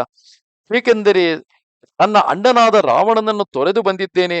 ಆತ ಅಧರ್ಮಿ, ಆತ ಧರ್ಮಾತ್ಮನಲ್ಲ. ಆತ ತಪ್ಪು ಮಾಡಿದ್ದಾನೆ. ಜನಸ್ಥಾನದಿಂದ ಸೀತೆಯನ್ನು ಅಪಹರಿಸಿದ್ದಾನೆ, ಕದ್ದುಕೊಂಡು ಹೋಗಿದ್ದಾನೆ. ಇದೆಲ್ಲ ಮಾತನ್ನು ಹೇಳುವಾಗಲೂ ಕೂಡ ವಿಭೀಷಣನು ನೇರ ಆ ವಿಚಾರಗಳನ್ನು ಹೇಳುತ್ತಿದ್ದನೇ ಹೊರತು ಆತನಲ್ಲಿ ನಟನೆಯ ಸೂಕ್ಷ್ಮ ಅಂಶಗಳು ಇರಲಿಲ್ಲ. ಆದ್ದರಿಂದ ಮುಂದೆಯೂ ಆತನ ಮುಖಭಾವದಿಂದ ಆತನ ಮನೋಭಾವವನ್ನು ತಿಳಿಯಬಹುದೆಂದು ಹನುಮಂತನು ಹೇಳುತ್ತಿರುವನು. ಅಶಂಕಿತಮತಿ ಸ್ವಸ್ಥೋ ನಶತಃ ಪರಿಸರ್ಪತಿ ನ ಚಾಸ್ಯ ದುಷ್ಟವಾಗಸ್ತಿ ತಸ್ಮಾನ್ನೇವಾಸ್ತಿ ಸಂಶಯ. ದುಷ್ಟ ಪುರುಷನು ಎಂದು ನಿಶ್ಶಂಕ ಹಾಗೂ ಸ್ವಸ್ಥಚಿತ್ತನಾಗಿ ಎದುರಿಗೆ ಬರಲಾರನು. ಅದಲ್ಲದೆ ಇವನ ಮಾತು ಕೂಡ ದೋಷಯುಕ್ತವಾಗಿಲ್ಲ. ಆದ್ದರಿಂದ ನನಗೆ ಇವನ ವಿಷಯದಲ್ಲಿ ಯಾವುದೇ ಸಂದೇಹವಿಲ್ಲ. ಆಕಾರಶ್ಚಾದ್ಯಮಾನೋಪಿ ನ ಶಕ್ಯೋ ವಿನಿಗೂಹಿತುಂ ಬಲಾದ್ದಿವಿವೃಣೋತ್ವೇವ ಭಾವಮಂತರ್ಗತಂ ನೃಣಾಂ. ಯಾರೇ ಆಗಲಿ ತನ್ನ ಆಕಾರವನ್ನು ಎಷ್ಟೇ ಅಡಗಿಸಿದರೂ ಅವನ ಒಳಗಿನ ಭಾವ ಎಂದು ಅಡಗಿರಲಾರದು. ಹೊರಗಿನ ಆಕಾರವು ಪುರುಷರ ಆಂತರಿಕ ಭಾವವನ್ನು ಬಲವಂತವಾಗಿ ಪ್ರಕಟಿಸುತ್ತದೆ. ದೇಶಕಾಲೋಪಪನ್ನಂಚ ಕಾರ್ಯಂ ಕಾರ್ಯವಿದಾಂಬರ ಸಫಲಂ ಕುರುತೆ ಕ್ಷಿಪ್ರಂ ಪ್ರಯೋಗೇಣಾಭಿಸಂಹಿತಂ. ಕಾರ್ಯವೆತ್ತರಲ್ಲಿ ಶ್ರೇಷ್ಠ ರಘುನಂದನ ವಿಭೀಷಣನ ಇಲ್ಲಿಗೆ ಆಗಮನ ರೂಪಿ ಕಾರ್ಯವು ದೇಶ ಕಾಲಕ್ಕೆ ಅನುರೂಪವೇ ಆಗಿದೆ. ಇಂತಹ ಕಾರ್ಯವು ಯೋಗ್ಯ ಪುರುಷನಿಂದ ನಡೆದರೆ ಅವನು ಶೀಘ್ರವಾಗಿ ಸಫಲನಾಗುತ್ತಾನೆ. ಅಂದರೆ ಈ ರೀತಿಯಾಗಿ ಅಧರ್ಮದ ಪಕ್ಷವನ್ನು ತೊರೆದು ಧರ್ಮ ಪಕ್ಷಕ್ಕೆ ಬರುವುದು ಯೋಗ್ಯ ವ್ಯಕ್ತಿಯ ನಿರ್ಣಯವಾಗಿರುತ್ತದೆ. ಅಂತಹ ವ್ಯಕ್ತಿಯು ಸಕಾಲದಲ್ಲಿ, ಅಂದರೆ ಯುದ್ಧವು ಘೋಷಿತವಾಗುವ ಮುನ್ನವೇ ಈ ಕಾರ್ಯವನ್ನು ಮಾಡಿದರೆ ಆಗ ಆತನು ರಾಜಾಜ್ಞೆಯನ್ನು ಉಲ್ಲಂಘಿಸಿದ ಅಧರ್ಮಕ್ಕೆ ಒಳಗಾಗುವುದಿಲ್ಲ. ಹಾಗೂ ಯೋಗ್ಯ ಕಾಲದಲ್ಲಿ ಆತ ಧರ್ಮದ ಪಕ್ಷವನ್ನು ವಹಿಸಿದರೆ ಅಂತಹ ವ್ಯಕ್ತಿಯಿಂದ ಅಪಾರ ಲಾಭವಾಗುತ್ತದೆ. ಹನುಮಂತನು ಕೆಲವು ಗಂಟೆಗಳಲ್ಲಿ ಇಡೀ ಲಂಕೆಯನ್ನು ನೋಡಿದ್ದರು. ವರ್ಷಾನುಗಟ್ಟಲೆ ಅದೇ ಲಂಕೆಯಲ್ಲಿ ಹುಟ್ಟಿ ಬೆಳೆದಂತಹ ವಿಭೀಷಣನು ತನ್ನ ಎಲ್ಲ ಜನರ ಯೋಗ್ಯತೆಗಳನ್ನು ತಿಳಿದವನಾಗಿರುತ್ತಾನೆ. ಅಂತಹ ವ್ಯಕ್ತಿ ಮುಂದೆ ನಡೆಯಬೇಕಾಗಿರುವ ಯುದ್ಧದಲ್ಲಿ ಅತ್ಯಂತ ಅಮೂಲ್ಯ ಸಂಪನ್ಮೂಲ ವ್ಯಕ್ತಿಯಾಗುತ್ತಾನೆ. ಉದ್ಯೋಗಂ ತವ ಸಂಪ್ರೇಕ್ಷ್ಯ ಮಿಥ್ಯಾವೃತ್ತಂ ಚ ರಾವಣಂ ವಾಲಿನಶ್ಚ ವಧಂ ಶ್ರುತ್ವಾ ಸುಗ್ರೀವಂ ಚಾಭಿಷೇಚಿತಂ. ನಿಮ್ಮ ರಾಜ್ಯಂ ಪ್ರಾರ್ಥಯಮಾನಸ್ತು ಬುದ್ಧಿಪೂರ್ವಮಿಹಾಗತಃ ಏತಾವತ್ ಪುರಸ್ಕೃತ್ಯ ಯುಜ್ಯತೆ ತಸ್ಯ ಸಂಗ್ರಹ. ನಿಮ್ಮ ಉದ್ಯೋಗ, ರಾವಣನ ಮಿಥ್ಯಾಚಾರ, ವಾಲಿಯ ವಧೆ ಮತ್ತು ಸುಗ್ರೀವನ ಪಟ್ಟಾಭಿಷೇಕದ ಸಮಾಚಾರ ಕೇಳಿ ತಿಳಿದು ರಾಜ್ಯವನ್ನು ಪಡೆಯುವ ಇಚ್ಛೆಯಿಂದಲೇ ಇವನು ತಿಳಿದು ಇಲ್ಲಿಗೆ ನಿಮ್ಮ ಬಳಿಗೆ ಬಂದಿರುವನು. ಏಕೆಂದರೆ ಶರಣಾಗತ ವತ್ಸಲ, ಸರ್ವಲೋಕ ಶರಣ್ಯ ಎಂದು ಹೇಳುತ್ತಿದ್ದರೂ ಕೂಡ ಶರಣಾಗತ ವತ್ಸಲ ದಯಾಳುವಾದ ಶ್ರೀರಾಮನು ಅವಶ್ಯವಾಗಿಯೇ ನನ್ನನ್ನು ರಕ್ಷಿಸಿ ರಾಜ್ಯವನ್ನು ಕೊಡುವ ಸಾಧ್ಯತೆ ಇದೆ ಎಂಬ ವಿಶ್ವಾಸ ವಿಭೀಷಣನಲ್ಲಿಯೂ ಇರಬಹುದು. ಅವೆಲ್ಲವನ್ನು ದೃಷ್ಟಿಯಲ್ಲಿಟ್ಟುಕೊಂಡು ವಿಭೀಷಣನ ಸಂಗ್ರಹ ಮಾಡುವುದು, ಇವನನ್ನು ತನ್ನವನನ್ನಾಗಿಸುವುದು ನಿಮಗೆ ಉಚಿತವೆಂದು ನನಗೆ ತೋರುತ್ತದೆ. ಆದರೆ ಇಲ್ಲಿ ಗಮನಿಸಿದರೆ ಒಂದು ವಿಶೇಷವೆಂದರೆ ತನ್ನ ಪತ್ನಿ ಪುತ್ರರನ್ನು ಕೂಡ ಪತ್ನಿ ಪುತ್ರಾಂ ಪರಿತ್ಯಜ್ಯ ಈ ವಿಭೀಷಣನು ರಾಮನಲ್ಲಿ ಶರಣಾಗತನಾಗಲು ಬಂದಿರುವನು ಎಂದರೆ ತನ್ನ ರಾಜ್ಯದ ಅಭಿಲಾಷೆಯೇ ಆತನ ಆಶಯವಾಗಿದ್ದರೆ ಆತ ಧರ್ಮಾಧರ್ಮಗಳ ತುಲನೆಯನ್ನು ಮಾಡದೆ ನೇರವಾಗಿ ರಾಜ್ಯಾಭಿಲಾಷೆಯಿಂದಲೇ ಬಂದಿದ್ದರೆ ತನ್ನ ಪತ್ನಿ ಪುತ್ರ ತನ್ನ ಸಮಸ್ತ ಪರಿವಾರವನ್ನು ಕರೆದುಕೊಂಡು ಅವರಿಂದ ರಾವಣನಿಗೆ ಯಾವ ತೊಂದರೆಯಾಗದಂತೆ ಬಹಳ ಎಚ್ಚರಿಕೆಯಿಂದ ರಾವಣನ ಕಣ್ಣು ತಪ್ಪಿಸಿ ಆತ ಬಂದಿರಬೇಕಿತ್ತು. ಆದರೆ ಹಾಗೆ ಆಗಿಲ್ಲ. ಆತನೇ ಸ್ವತಃ ಹೇಳುವಂತೆ ನನ್ನ ಪತ್ನಿ ಪುತ್ರರನ್ನು ಕೂಡ ತೊರೆದು ನಾನು ರಾಮನಲ್ಲಿ ಶರಣಾಗತನಾಗಲು ಬಂದಿದ್ದೇನೆ ಎಂದು ಹೇಳುತ್ತಾನೆ. ಇಲ್ಲಿ ಅತ್ಯಂತ ಸೂಕ್ಷ್ಮವಾಗಿ ಗಮನಿಸುವುದು ಸಾಧ್ಯವಾದರೆ, ಭಗವಂತನಲ್ಲಿ ಯಾರು ಶರಣಾಗತನಾಗುವರೋ ಅವರಿಗೆ ಯಾವ ಸಂಸಾರವೂ ಇರುವುದಿಲ್ಲ. ಸಂಸಾರವನ್ನು ಕಟ್ಟಿಕೊಳ್ಳುವಾಗ ಅಂದರೆ ಗಂಡ ಹೆಂಡತಿ ವಿವಾಹದ ಸಂದರ್ಭದಲ್ಲಿ ಧರ್ಮೇಚ ಅರ್ಥೇಚ ಕಾಮೇಚ ನಾತಿಚರಾಮಿ ಎಂದು ಪ್ರತಿಜ್ಞೆಯನ್ನು ಮಾಡುತ್ತೇವೆ. ನೆನಪಿರಲಿ, 4 ಪುರುಷಾರ್ಥಗಳಲ್ಲಿ ಮೊದಲನೆಯ ಮೂರದಾದಂತಹ ಧರ್ಮ ಅರ್ಥ ಕಾಮಗಳ ವಿಚಾರದಲ್ಲಿ ಧರ್ಮವನ್ನು ಆಚರಿಸುವಾಗಲಾಗಲಿ ಅಥವಾ ಅರ್ಥದ ಸಂಗ್ರಹದ ಸಮಯದಲ್ಲಾಗಲಿ ಅಥವಾ ಮುಂದೆ ನನ್ನ ಆಶಯಗಳನ್ನು ಕಾಮವನ್ನು ನನ್ನ ಇಚ್ಛೆಗಳನ್ನು ನೆರವೇರಿಸಿಕೊಳ್ಳುವ ಸಂದರ್ಭದಲ್ಲಾಗಲಿ ನಾನು ನಿನ್ನೊಡನೆ ಹೆಜ್ಜೆಗೆ ಹೆಜ್ಜೆ ಹಾಕಿ ನಾವಿಬ್ಬರು ಒಟ್ಟಿಗೆ ಎಲ್ಲವನ್ನು ಪಡೆದುಕೊಳ್ಳೋಣ. ಅಂದರೆ ಮೊದಲ 3 ಪುರುಷಾರ್ಥಗಳನ್ನು ನಾವಿಬ್ಬರು ಒಟ್ಟಾಗಿ ಸೇರಿ ಪಡೆದುಕೊಳ್ಳೋಣ ಎಂಬ ಮಾತಿನಿಂದಲೇ ವಿವಾಹದ ಪ್ರತಿಜ್ಞೆಯು ನೆರವೇರುತ್ತದೆ. ಆದರೆ ಈ 3 ಪುರುಷಾರ್ಥಗಳ ನಂತರವಾದಂತಹ 4ನೆಯ ಪುರುಷಾರ್ಥವಾದ ಮೋಕ್ಷದ ವಿಚಾರದಲ್ಲಿ ಗಂಡ ಹೆಂಡಿರ ವಿಚಾರ ಬರುವುದಿಲ್ಲ. ಮೋಕ್ಷಕ್ಕಾಗಿ ನಾವಿಬ್ಬರು ಒಟ್ಟಿಗೆ ಪ್ರಯತ್ನಿಸಬಹುದು. ಆದರೆ ಪ್ರಯತ್ನಿಸುವ ಆ ಮೂಲಕ ಇಬ್ಬರು ಒಟ್ಟಿಗೆ ಮೋಕ್ಷವನ್ನು ಪಡೆಯಬೇಕೆಂಬ ಯಾವ ಕಟ್ಟುಪಾಡುಗಳು ಇಲ್ಲ. ಮೋಕ್ಷದ ಹಾದಿಯಲ್ಲಿ ಪತಿಯೇ ಬೇರೆ ಪತ್ನಿಯೇ ಬೇರೆ. ಅವರಿಬ್ಬರಲ್ಲಿ ಪತಿ ಪತ್ನಿಯರ ಸಂಬಂಧವಿರಲಿ, ಪುರುಷ ಸ್ತ್ರೀ ಎಂಬ ಭಾವವೂ ಕೂಡ ಇರುವುದಿಲ್ಲ. ಯಾರು ಮೋಕ್ಷಕ್ಕೆ ಅಧಿಕಾರಿಯಾಗುವನೋ ಆತ ತನ್ನನ್ನೇ ತಾನು ಕಳೆದುಕೊಳ್ಳುವನು. ತನ್ನನ್ನು ತಾನು ಕಳೆದುಕೊಳ್ಳುವ ಮೂಲಕ ಮಾತ್ರವೇ ಆತ ಮೋಕ್ಷಕ್ಕೆ ಅಧಿಕಾರಿಯಾಗಿರುತ್ತಾನೆ. ಆ ಕಾರಣದಿಂದಾಗಿ ಯಾರು ಭಗವಂತನಲ್ಲಿ ಶರಣಾಗತನಾಗಲು ಬರುವನೋ ಆತನು ತನ್ನ ಪತ್ನಿ ಪುತ್ರರನ್ನು ಹಾಗೆಂದು ಮಾತ್ರಕ್ಕೆ ಹೆಂಡತಿ ಮಕ್ಕಳನ್ನು ಬಿಟ್ಟು ಓಡಿ ಹೋಗಬೇಕೆಂದು ಹೇಳುತ್ತಿರುವುದಲ್ಲ.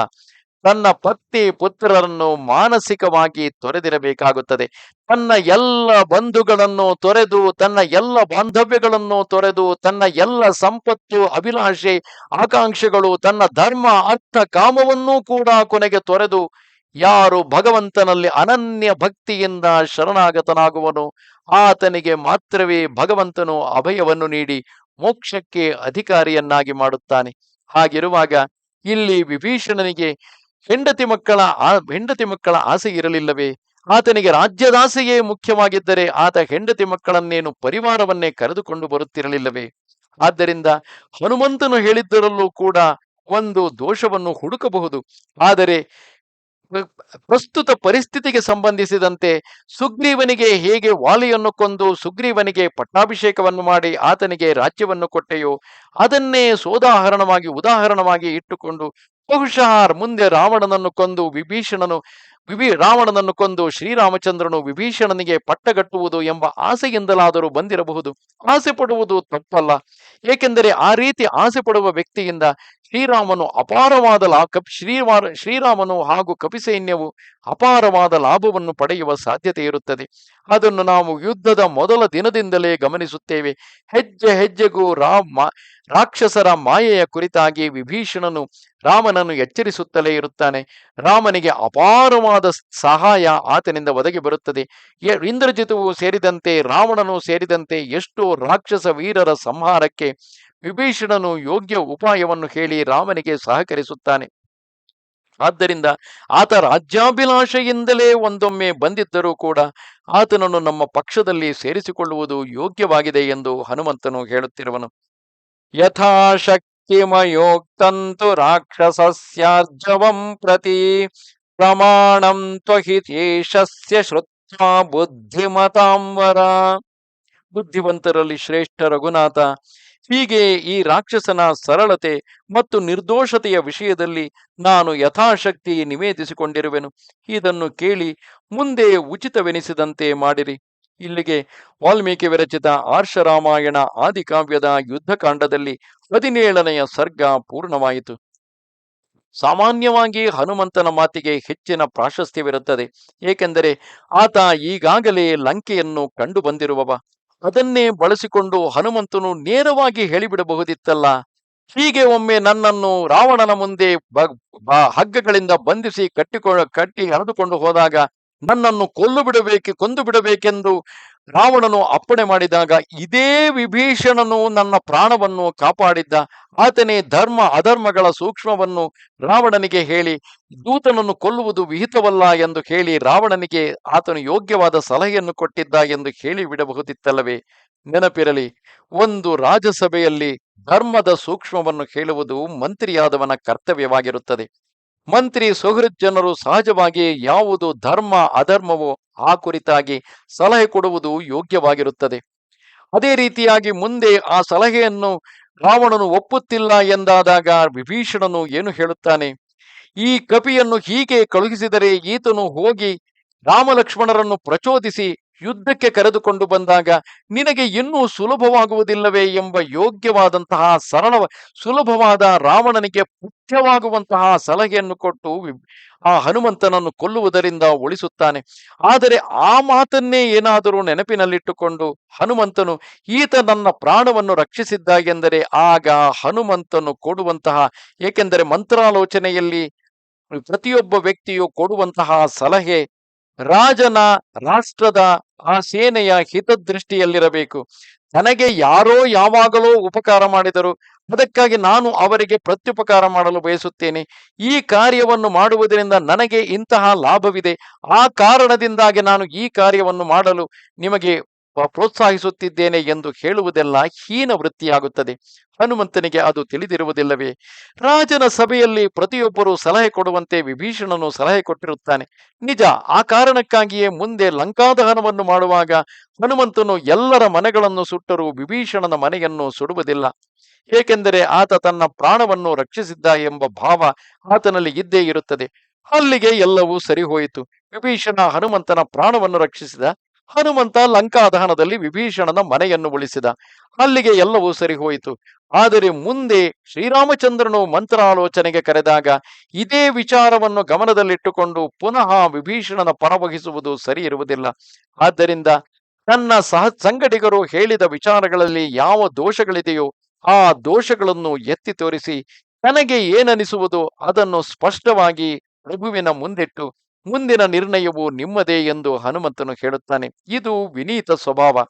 ನಮ್ಮನ್ನು ವಿರೋಧಿಸಿದನಲ್ಲ ಎಂದು ಜಾಂಬವಂತನಾಗಲಿ ಅಂಗದನಾಗಲಿ ಮುಂದೆ ಹನುಮಂತನ ವೈರವನ್ನೇನು ಕಟ್ಟಿಕೊಳ್ಳುವುದಿಲ್ಲ. ಅದರಲ್ಲಿ ಇರುವಂತಹ ದೋಷವನ್ನಷ್ಟೇ ಆತ ಎತ್ತಿ ತೋರಿಸಿದ್ದಾನೆ. ಹಾಗೂ ತನಗೆ ಅನಿಸಿದ್ದನ್ನು ಹೇಳಿದ್ದಾನೆ. ಅದೆಲ್ಲವನ್ನು ಒಪ್ಪಿಕೊಳ್ಳುವಂತಹ ಚಾಕಚಕ್ಯತೆ, ಒಪ್ಪಿಕೊಳ್ಳುವಂತಹ ಚತುರತೆ ಎಲ್ಲರಲ್ಲಿಯೂ ಇರಬೇಕು. ನಮಸ್ತೆ ಶಾರದಾ ದೇವಿ, ಕಾಶ್ಮೀರ ಪುರವಾಸಿನಿ, ತ್ವಾಮಹಂ ಪ್ರಾರ್ಥಯೇ ನಿತ್ಯಂ, ವಿದ್ಯಾದಾನಂಚ ದೇಹಿಮೆ. ನಮಸ್ಕಾರ.